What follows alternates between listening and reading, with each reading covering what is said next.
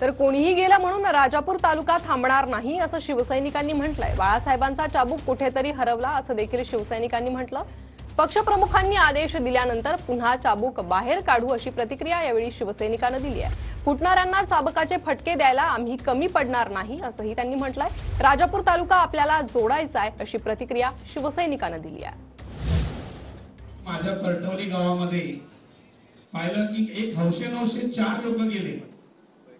ठीक आहे, राजापूर तालुका थांबणार नाही। एकनिष्ठ असणारे तुमच्यासारखे आमच्यासारखे सर्व शिवसैनिक हे आता कापून उठण्याची गरज आहे।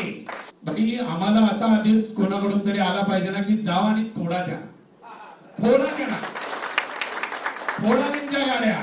नाही काय झालं, बाळासाहेबांचा चाबूक कुठेतरी हरवलाय हो। आता हा बाळासाहेबांचा चाबूक पक्षप्रमुख उद्धव साहेबांनी आदेश दिल्यानंतर प्रत्येक एकनिष्ठ शिवसैनिकाच्या हातामध्ये येणार आहे। आणि तो चाबूक ज्या वेळेला अशा पळणाऱ्या माणसांच्या छाताड्यावरती आणि टिंबटिंबावरती पडेल ना, त्याच वेळेला त्यांना कळेल की आम्ही बाहेर पाहायला